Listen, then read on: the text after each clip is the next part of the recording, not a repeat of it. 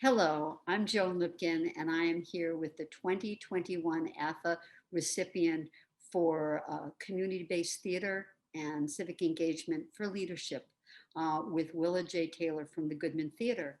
Willa, we're so excited to have a conversation with you and to learn more about your process and your values and your journey. So I'm just going to maybe ask you a few questions, and we'd love to hear the benefit of your experiences and wisdom. That's okay. Well, thank you. Thank you for the honor. And I'm thrilled to be here. Hopefully the next time we'll be in person, in communion with each other, and not on Zoom. Absolutely. But let's zoom towards each other, Yes. take advantage of the moments that we have. So, I'm thinking your programs are really comprehensive and they serve people from like 8 to 98 years of age, Yeah. right? And Yeah. that's not necessarily typical of most large theaters education programs. Can you talk a little bit about why such expansive programming and how you arrived at that? Sure.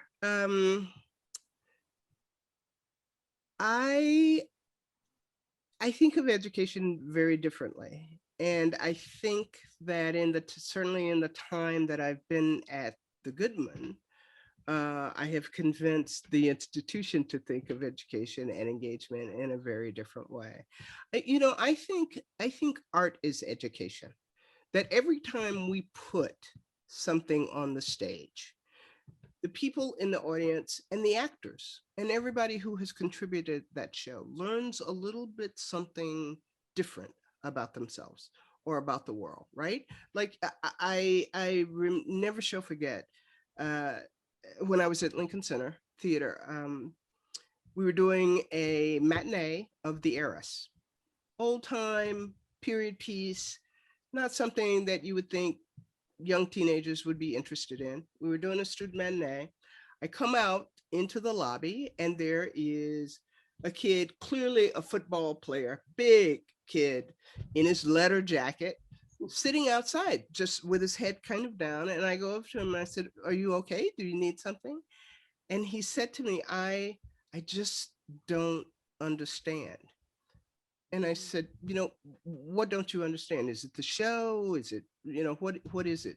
He said, I don't understand how we can treat women that way.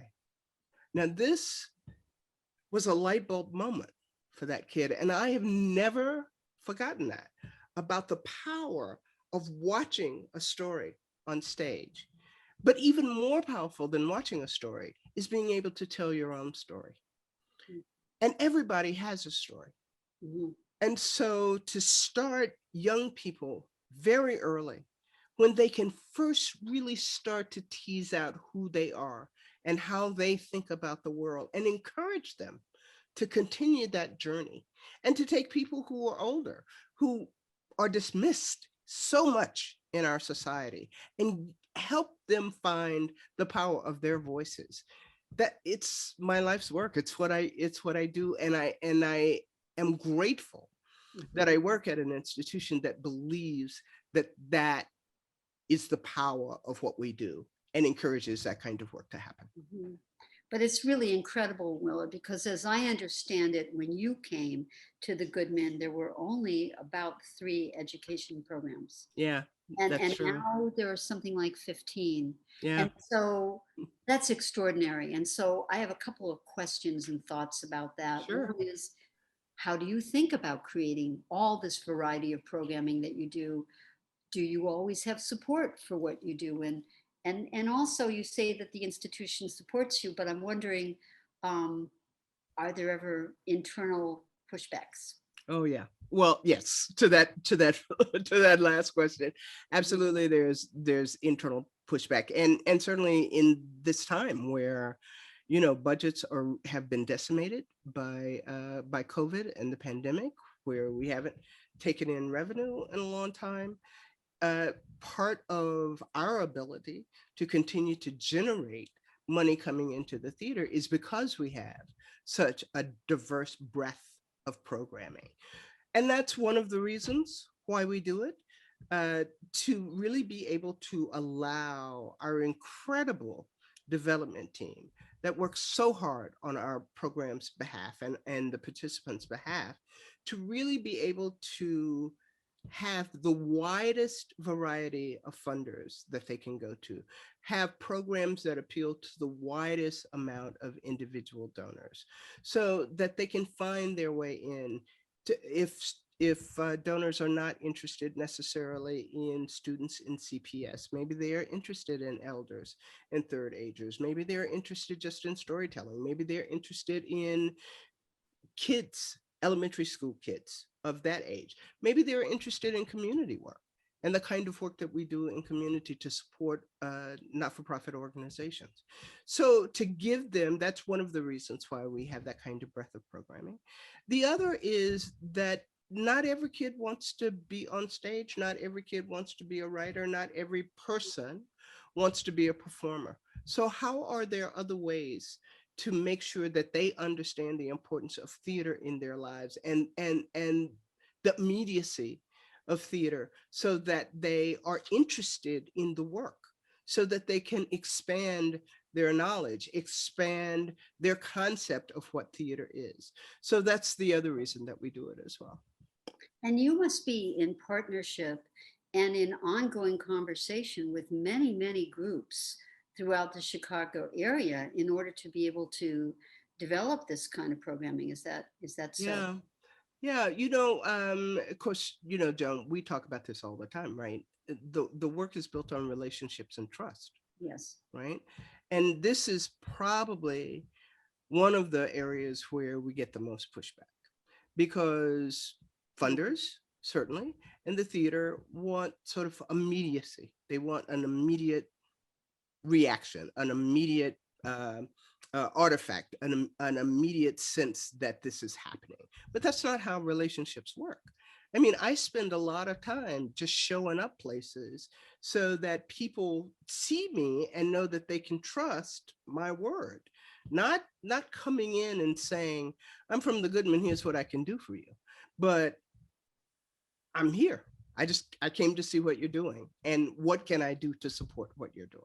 But that work takes time. Some of that work, some of the partnerships that we have developed took 3-4 years to get to the point where somebody would really pick up my call and know that when I say, this is what we can do, know that they can trust that word. And that is really the important work that I think certainly a lot of funders, but I think also a lot of people who are not in community development and civic practice work.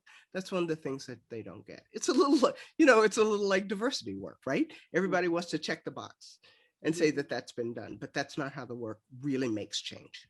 And we're about making change. We're not about checking the box. I think that the things that you're sharing are going to be so valuable for people who are viewing this later, who don't necessarily know what it is that we do, because community-based work is very different, right? Yeah, yeah. And And it's not glamorous, right? Like it's the trench work. it is the trench work. Well, Yeah. it has its moments of being. Yeah, yeah. It has its That's right. moments. I'm That's sure right. It does. we can think of a moment or two, but basically, there's a beauty in being in the trenches. There's a Yeah, beauty, yeah, in the labor of it. yeah, it And is. seeing those moments, what it unfolds for a young man who says, "How can we treat women this way?" That's right. That's right. That's not that's its own kind of glamour, That's right? right. It's That's right. so- That's yeah. one of the things that I think was difficult to get people to understand at first when I first came to the Goodman and first started sort of shaping the programs at the Goodman was that we're not really interested in training artists. I don't care if anybody ever becomes an actor. Mhm.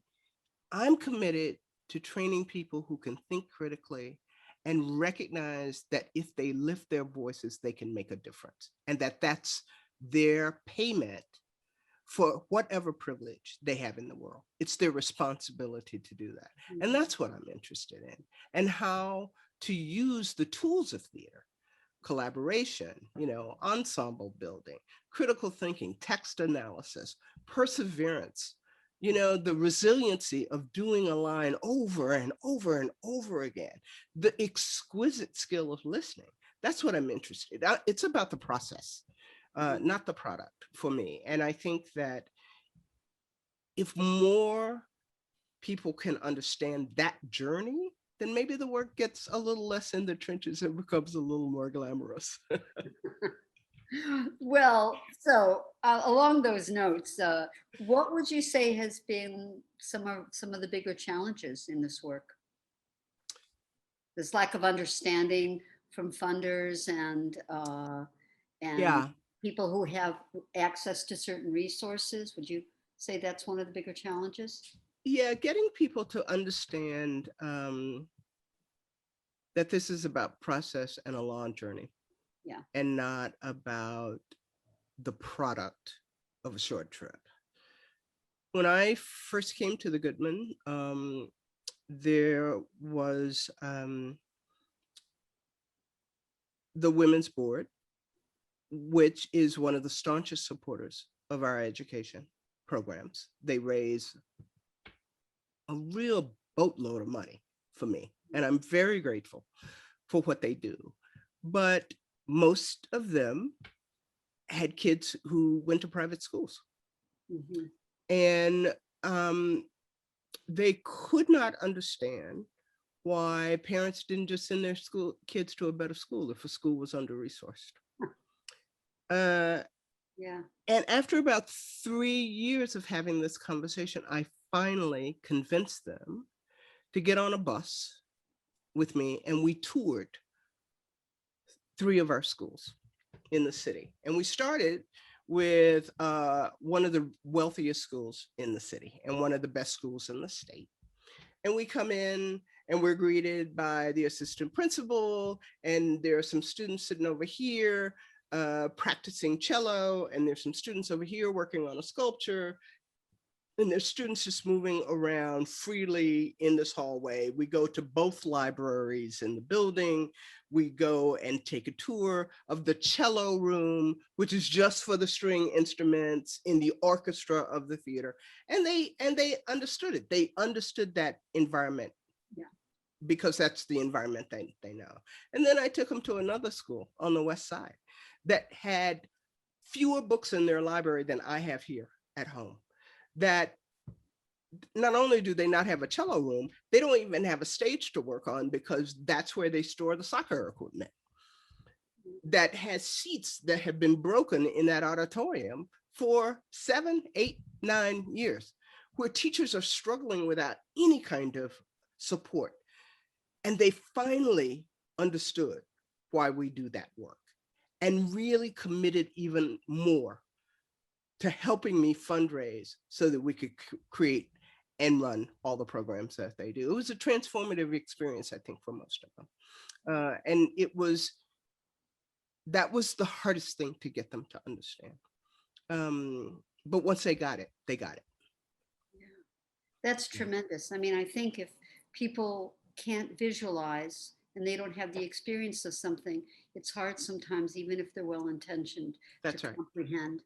And we have to figure out ways that we can translate it. But That's right. sometimes I think there's no substitute to physically being there. That's right. Yeah. That's right. And talking to those teachers and understanding from that perspective Yeah. what And it talking to means. those students. That's right. Right. That's right. So, what have been, you've had so many incredible experiences and successes and challenges. Mm-hmm. What would you say have been some of the biggest inspirations in your work? Well, your work, for one, has Yeah. completely changed the way that I think about accessibility, Oh, and what it means to have programs that are accessible to a wide range of people.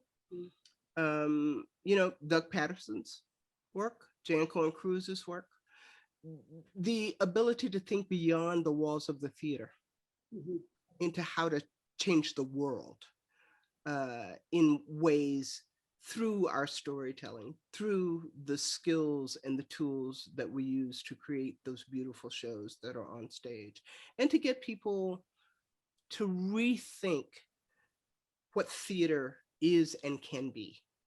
that it's not just presentational, and that it's not just for people who can afford a ticket to come. That the doors of that theater should be open to anybody, and should be available to everyone who wants to come through that door. That has inspired me. All of you have inspired me. Um, I was very fortunate early in my career. I started at Arena Stage with Zelda Fitzgerald. Yeah. Uh, I, Right. Yeah. it was Yeah. she was brilliant. Yeah. She was a brilliant, brilliant woman, and saw the role of theater far beyond the reach of the capacity of that theater to make change in the city of Washington, D.C., and believed that that's how artists should think about their work beyond the stage. Uh, so I really got a master class Hmm. just watching her and learning from her. Just a woman of such great conscience Oh my and God. ethics and innovation, Yeah. right? And Yeah. believing in entertainment, but also believing in a deeper process. Yeah. Right? Yeah. Yeah. Yeah. Absolutely. How, Absolutely. well, and how wonderful that she got to work with you. Yeah. Baby Willa at the time, right? Yeah, baby Willa, Baby really baby Willa, Willa. baby Yeah. Willa. So, we're so grateful that we're going to have this conversation that we can share with the ATHA community and beyond. And I guess maybe I could talk with you for a great length, but I'm just going to ask you one or two other questions. Sure. I'm actually going to play by the rules of what I've been asking in terms of Now, we've known each other for a long time, so I know that that's something that you are struggling to do. I'm So, struggling. I just want to stay on with you for a long time.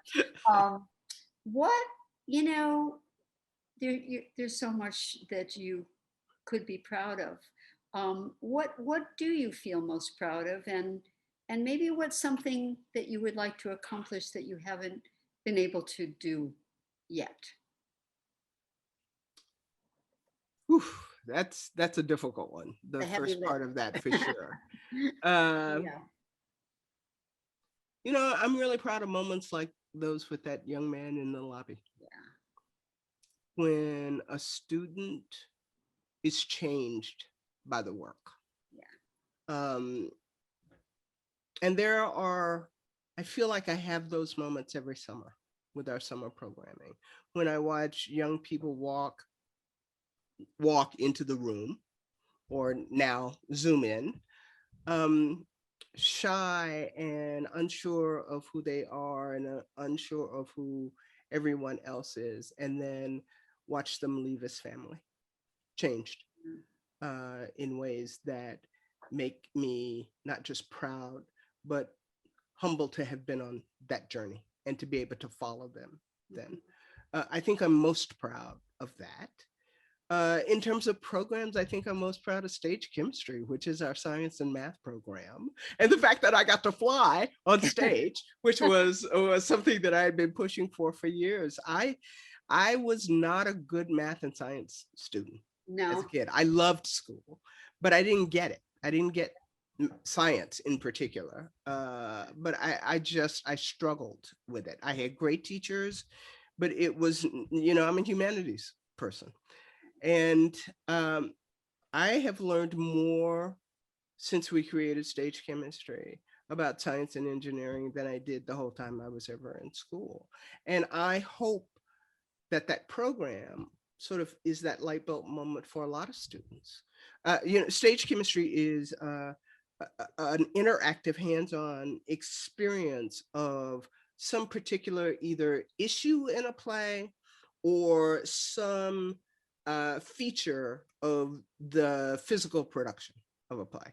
So, for example, Enemy of the People, that beautiful sort of complex play, which is about water and what water means to this town.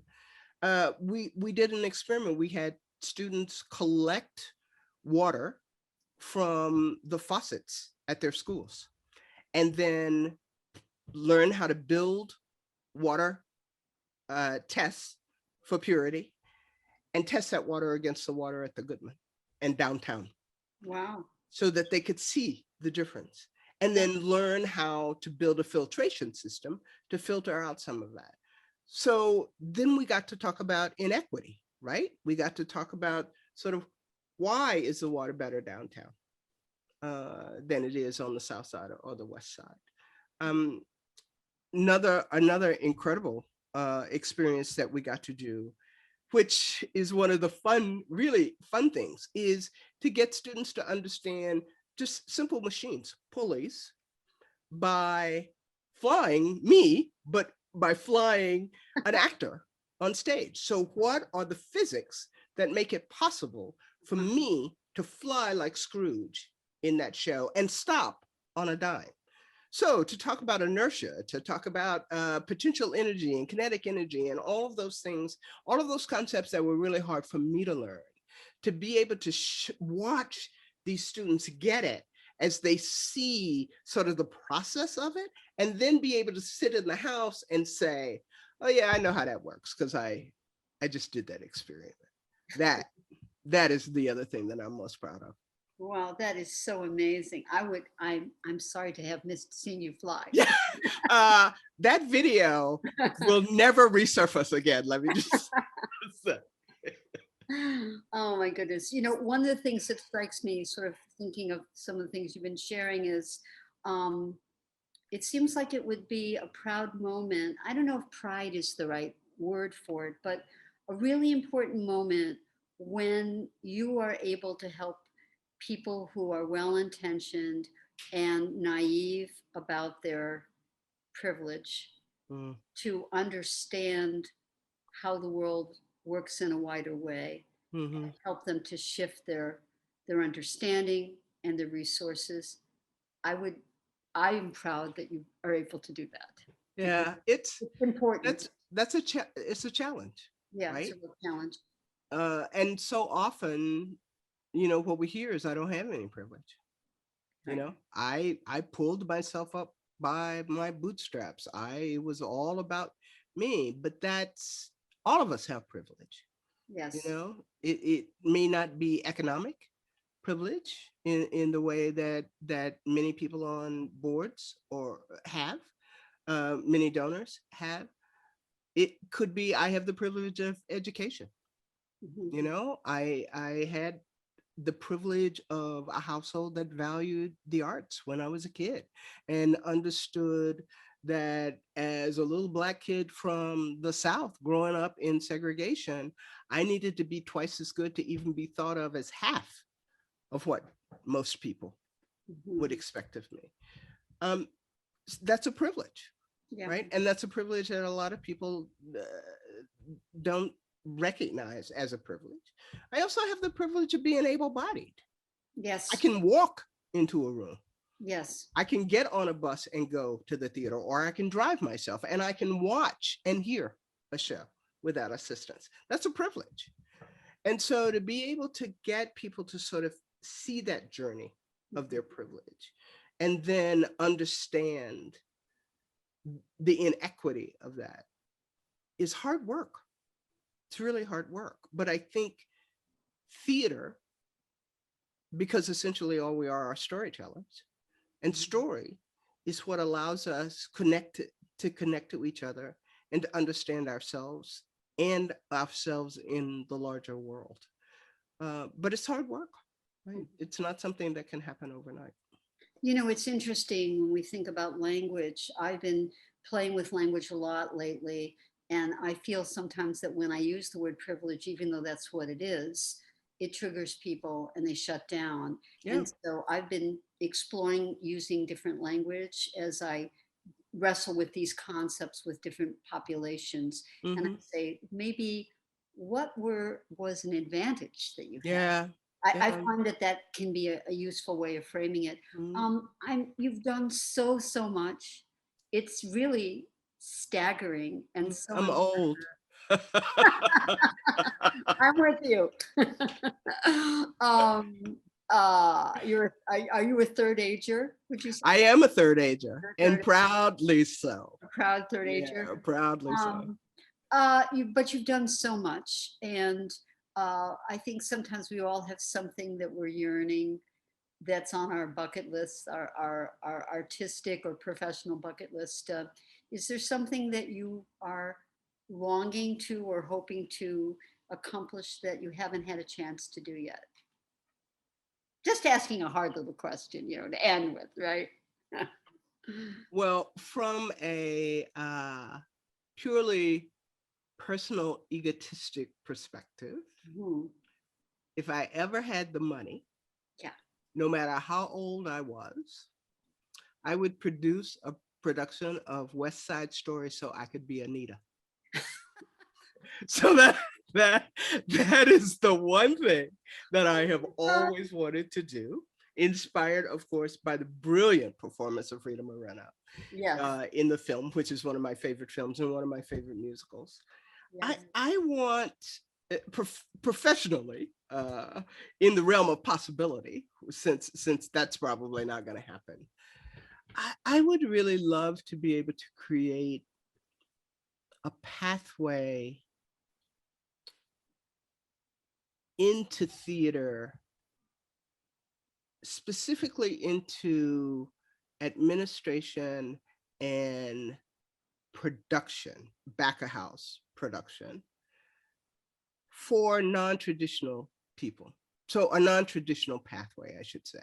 So not the folk who get to go to college and study it, but people who may have never even thought that there was a place for them in theater and their skills. People who feel like their talents are underutilized right now in whatever they're doing, but they don't even know what the jobs are Mhm. in theater. Everybody can name actor, director, playwright. Some people can name costume designers, lighting designers. But there are 147 of us on staff, even when there's not a show. Uh, and so how do we get people to really understand, especially people of color, people with disabilities? Mhm. Uh, how do we make those jobs accessible without you having to go into debt to go to college, right? To do it. That's what I'd really love to do. That's the thing that I haven't done yet. Wow. That is an incredible aspiration, and frankly, one I think that's really needed, Yeah.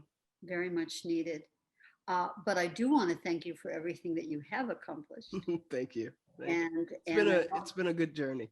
yeah, and I also want to say that we can have a house party and you can play Anita. I mean, the Cher can record and do all the parts. Why can't you just do one? Well, will you be my Maria?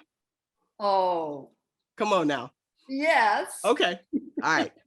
Then we got to set that house party up. We got to set that house party.